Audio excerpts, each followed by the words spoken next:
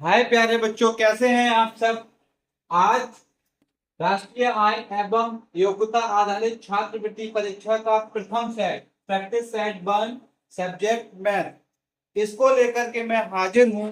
और ये कक्षा 8 के बच्चे जो भी राष्ट्रीय आय और योग्यता संबंधित परीक्षा देंगे, नवंबर में जो इसका एग्जाम होगा, तो उसमें उन बच्चों की प्रैक्टिस के लिए ये वीडियो बहुत ही लाभप्रद है। और ऐसी ही वीडियो हम अपने YouTube platform study with gulab sir पर हमेशा लेकर के आते रहेंगे।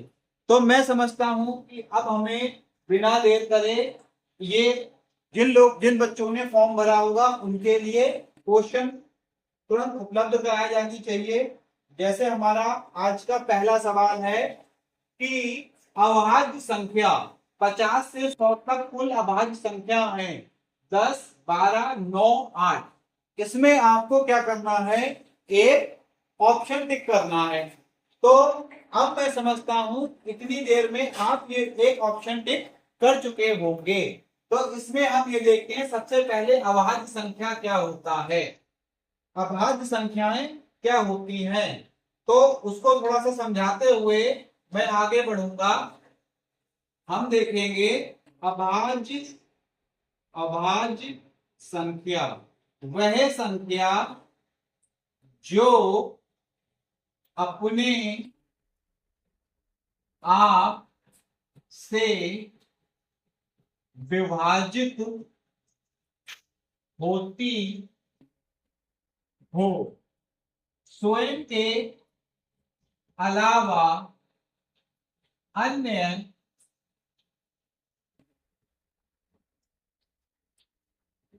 किसी भी संख्या से न कटती हो। एक को छोड़कर, एक से तो सभी संख्याएं कट जाएंगी, उन्हें क्या कहेंगे, हम अभाज्य संख्याएं कहेंगे। तो हमसे ये पूछा है 50 से 100 तक कुल कितनी अभाज्य संख्याएं होंगी। तो 50 से 100 तक कुल कितनी अभाज्य संख्याएं होंगी, चेक कर लेते हैं। 50 के बाद 51 किससे कटेगा, 17 दिया 51, तो हमारा 52, 52 कितने कटेगा, 26 दूनी 52। ऐसे करके आप 50 से 100 तक लिखेंगे, तब उनको कंक्लूजन करेंगे। लेकिन इसका आंसर हमारा क्या होगा, 10 आंसर होगा। 50 से लेकर 100 तक कुल 10 अभाज्य संख्याएं होती हैं। जब मैं ये वीडियो बनाऊंगा तो मैं उसमें ये बताऊंगा कि कौन कौन सी अभाज्य संख्याएं होती हैं। हम अगला देखेंगे, प्रथम दो अभाज्य संख्याओं का योग है, उसी से संबंधित सवाल है। प्रथम दो अभाज्य संख्याओं का योग है। तो अभाज्य संख्या है, जैसे हमने पीछे देखा था कि अभाज्य संख्या कौन सी होती है, ये होती है। तो जैसे जैसे अगर हम लिखेंगे तो सबसे पहली अभाज्य संख्या 2, 3, 5, 7, 11, 13, 17, 19, इस टाइप से हमारी अभाज्य संख्याएं जाती हैं। तो उन्होंने अगले सवाल में इसका योग पूछा है। अगले सवाल में क्या पूछा है, प्रथम दो अभाज्य संख्याओं का योग है।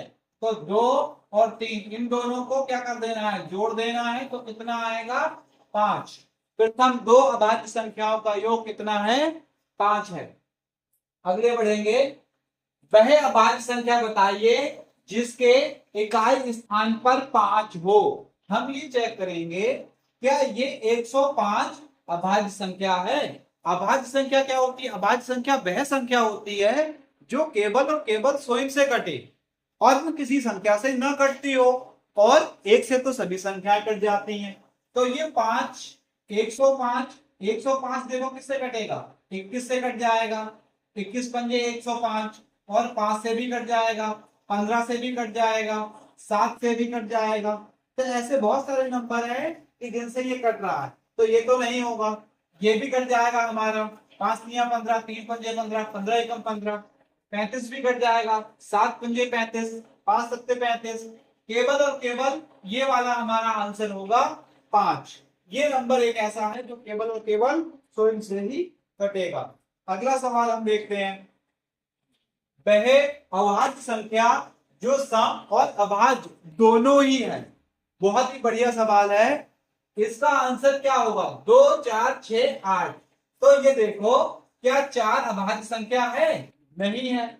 6 अभाज्य संख्या है? नहीं है। 8 अभाज्य संख्या है? नहीं है। केवल और केवल एक यही अभाज्य संख्या है जो सम है और सबसे छोटी है। यहां पर सवाल ये भी बता सकते हैं कि वह अभाज्य संख्या जो सम है तथा सबसे छोटी है।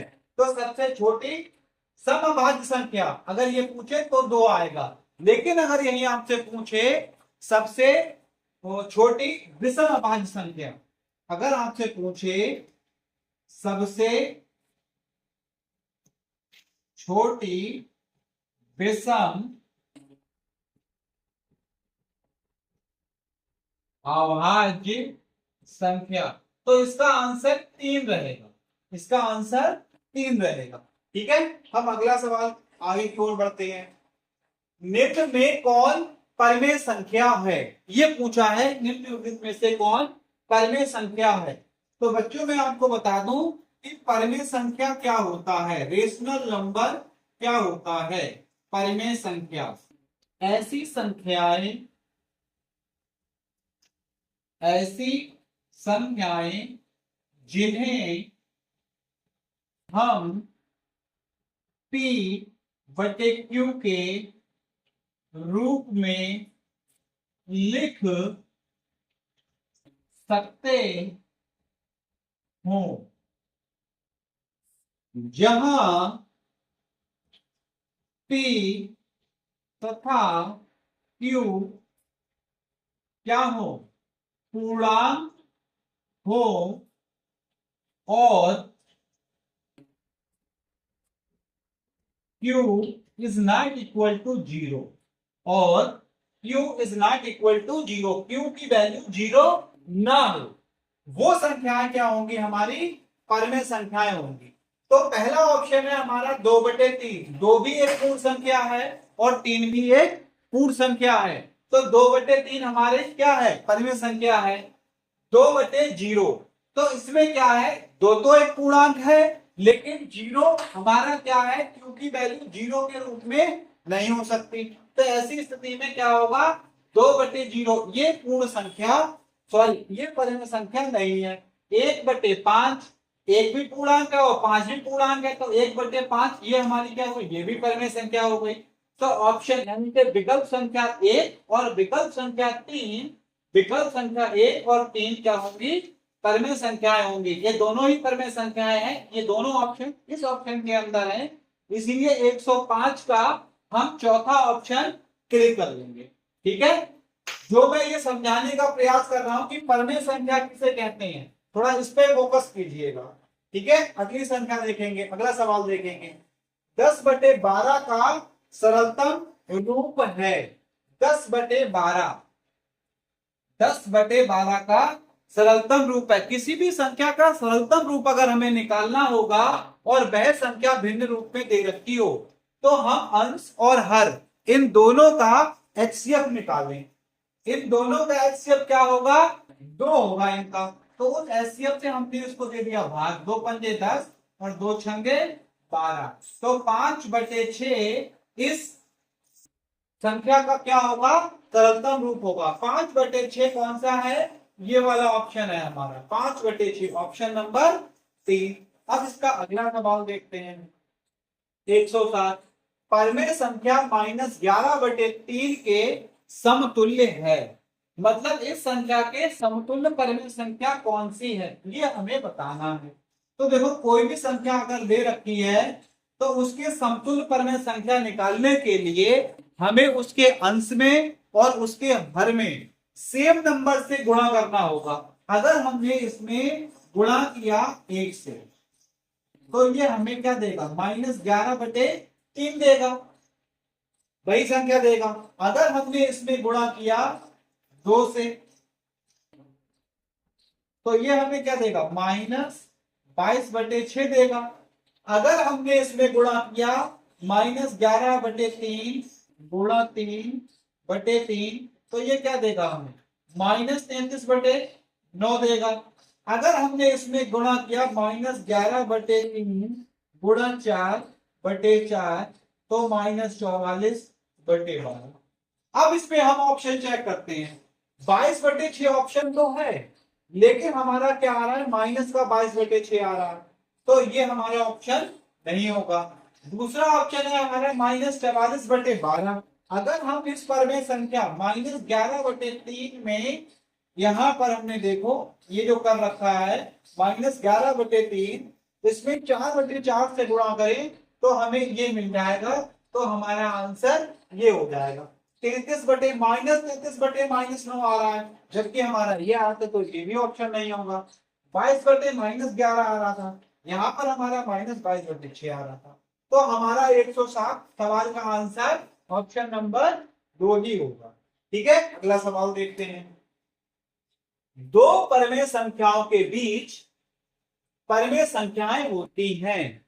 कोई भी दो परमेय संख्याएं हैं, उनके बीच कितनी परमेय संख्याएं होती हैं, तो इस बात को हमेशा ध्यान रखेंगे। दो परमेय संख्याओं के बीच अनंत परमेय संख्याएं ज्ञात की जा सकती हैं। कितनी अनंत परमेय संख्याएं, हम कितनी भी परमेय संख्याएं उनके दोनों के बीच में ज्ञात कर सकते हैं। दो परमेय संख्याओं के बीच अनंत परमेय संख्याएं होती हैं। ये परीक्षा की दृष्टि से बहुत ही इंपॉर्टेंट सवाल है। अगला सवाल देखेंगे। दो लगातार विषम संख्याओं का अंतर है। थोड़ा सा सवाल को समझेंगे। कौन सी संख्याएं? विषम संख्याएं। कौन सी संख्याएं? विषम। कौन सी संख्याएं? विषम संख्याओं का अंतर हमसे पूछा है।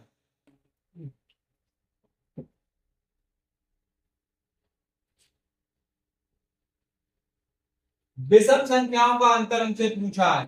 तो अगर एक विषम संख्या x है, तो उससे अगली विषम संख्या ज्ञात करने के लिए +2 करना पड़ेगा, तो x +2 आएगी। जैसे पहली विषम संख्या 1 है, तो अगली विषम संख्या +2 करके निकालेंगे तो कितनी आएगी? 3 आएगी। अगर 3 है तो अगली 2 करके निकालेंगे तो 5 आएगी। अगर 5 है तो फिर 2 करके निकालेंगे तो कितनी आएगी? 7 आएगी। तो सब में कॉमन डिफरेंस बन रहा है 2। तो दो लगातार विषम संख्याओं का अंतर कितना होगा? 2 होगा। अगला सवाल देखते हैं। किसी परमेय संख्या के समतुल्य परमेय संख्याएं होती हैं। कोई भी परमेय संख्या है, उसके समतुल्य कितनी परमेय संख्याएं निकाल सकते हैं? एक परमेय संख्या निकाल सकते हैं, 100 निकाल सकते हैं, अनंत निकाल सकते हैं, या शून्य, एक भी नहीं निकाल सकते हैं। तो किसी भी परमेय संख्या के समतुल्य में हम अनंत परमेय संख्याएं निकाल सकते हैं। दोनों ही सवाल, अभी एक पीछे सवाल आया था उसमें भी हमने लिखा था अनंत, और इसमें भी हम देख रहे हैं अनंत। दो परमेय संख्याओं के बीच अनंत परमेय संख्याएं ज्ञात की जा सकती हैं, और किसी परमेय संख्या के समतुल्य अनंत परमेय संख्याएं भी ज्ञात की जा सकती हैं। अगला सवाल देखेंगे। वह छोटी से छोटी संख्या कौन सी है जिसे किसी सम संख्या में जोड़ने या घटाने पर प्राप्त संख्या विषम होगी। इन्होंने कहा वह छोटी से छोटी संख्या कौन सी है जिसे किसी सम संख्या मान लीजिए हमारी 2 है, और उसमें जोड़ने या घटाने पर, अगर हमने इसमें 1 जोड़ा तो क्या आया? 3 आया, और अगर हमने इसमें से 2 1 में से घटा दिया तो 1 आया। घटाने पर प्राप्त संख्या विषम होगी। अगर हमने कोई नंबर और ले लिया, 4 ले लिया, 1 जोड़ा 5 आया, 4 में से 1 कट किया 3 आया, तो वह संख्या कौन सी होगी? 1 होगी। अगर सम संख्या में से 1 को जोड़ लें तो हमें जो प्राप्त संख्या होगी वो क्या होगी? विषम होगी। और सम संख्या में से अगर 1 को घटा दें तो ऐसी स्थिति में जो प्राप्त संख्या होगी वो क्या होगी? सम होगी। हम अगला सवाल की ओर बढ़ते हैं। 2 अंकों की सबसे छोटी अभाज्य संख्या है। अभी हमने सबसे पीछे स्टार्टिंग में पढ़ा था कि सबसे छोटी अभाज्य संख्या, मैंने बताया था अभाज्य संख्या। देखो सबसे छोटी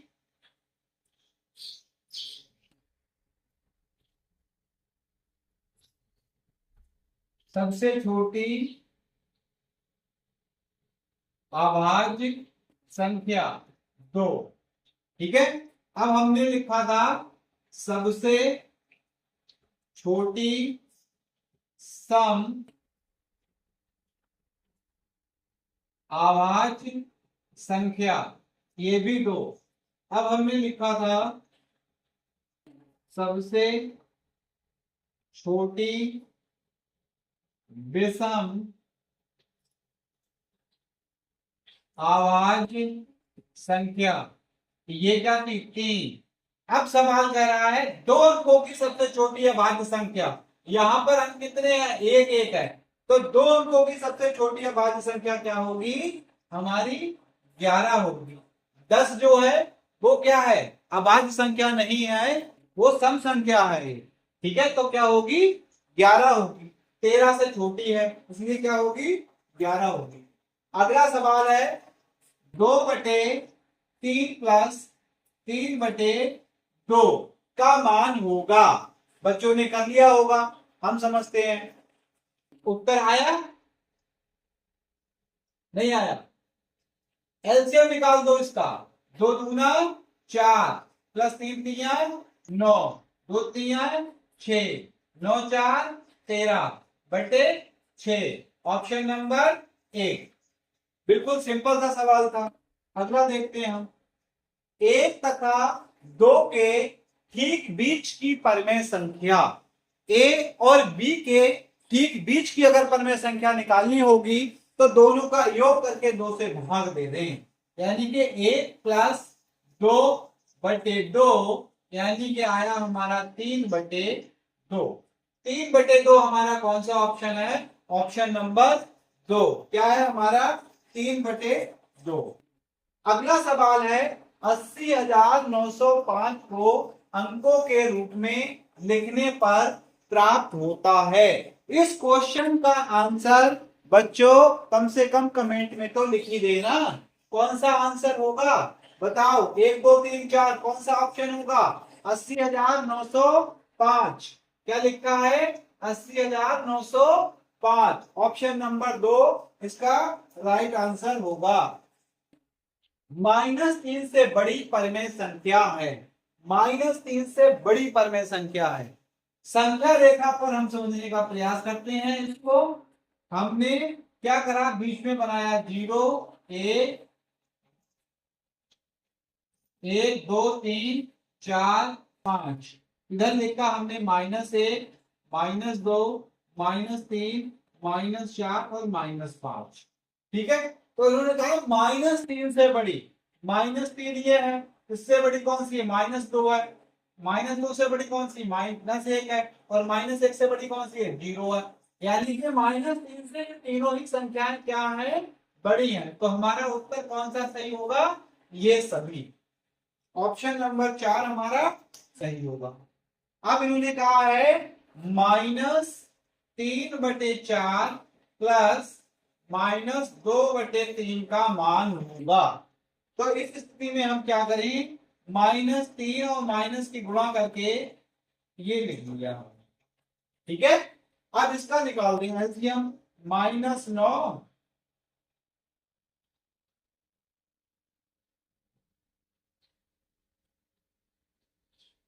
-8/4 12 -17/12। कौन सा ऑप्शन है -17/12? ऑप्शन नंबर 3 आएगा हमारा, -17/12। ये देखो, अंकों 1 0 3 7 तथा 6 से बनी सबसे छोटी संख्या है। इसमें सबसे छोटी संख्या कौन सी है? ये हमसे पूछ रहा है। तो ऑप्शन देख के ही समझ जाओ सबसे छोटी कौन सी है। ये 7,000 7,000 7,000 ये है हमारी। यहाँ पर 7 यहाँ 1 लिखा है, 10,367, ये 71,000 76,000 76,000। तो यही तो सबसे छोटी है। और वैसे भी अगर किसी अंकों से कोई नंबर हमें फॉर्म करना होगा तो सबसे पहले छोटा अंक लिखेंगे, उसके बाद अंकों की संख्या को हम बढ़ाते हुए चले जाएंगे। 1 0 फिर उससे छोटा, फिर उससे 67 आना चाहिए। हाँ 67 और ये। ठीक है, इस टाइप से हम लिख लेंगे। अगला सवाल देखेंगे। अंकों 80395 के प्रयोग से बनने वाली 5 अंकीय बड़ी से बड़ी संख्या बताइए। तो ऐसी स्थिति में सबसे बड़ी संख्या कौन सी है? ये 89,000 है, ये 90,000 है, ये 98,000 है और ये 98,000 है। तो इन दोनों से तो हमें मतलब ही नहीं है। 98,000 वाली देखें, 98,503 है और 98,530 है। तो 503 ज्यादा होंगे कि 530 ज्यादा होंगे? 530 ज्यादा होंगे। तो हमारा ऑप्शन कौन सा हुआ? ऑप्शन नंबर 4 हमारा इस सवाल का आंसर हो जाएगा। अगला सवाल देखते हैं। 4 अंकों की सबसे बड़ी तथा सबसे छोटी संख्या का योगफल होगा। सही बात है। तो हम यहां लिखें 4 अंकों की सबसे छोटी संख्या बराबर 1000 और 4 अंकों की सबसे बड़ी संख्या बराबर 9,999 होगी। अब इनका क्या निकालना है? योगफल निकालना है, मतलब जोड़ना है। तो ये हमारा कितना हो गया? 9 और 1, 10,999। ठीक है। कौन सा ऑप्शन है? ये ऑप्शन है, ऑप्शन नंबर 3, 10,999। तो हमारे इसमें ये जो कुछ सवाल थे राष्ट्रीय आय एवं आधारित और संख्याओं पे आधारित सवाल थे, बहुत सरल सवाल थे। मैं समझता हूं ये चीज आपको बहुत समझ में आई होगी। बहुत कुछ समझाने का प्रयास भी किया है। ऐसे ही मैं प्रैक्टिस सेट 2 कल या परसों में लेकर आपके सामने उपस्थित होऊंगा। तब तक के लिए धन्यवाद। Thank you.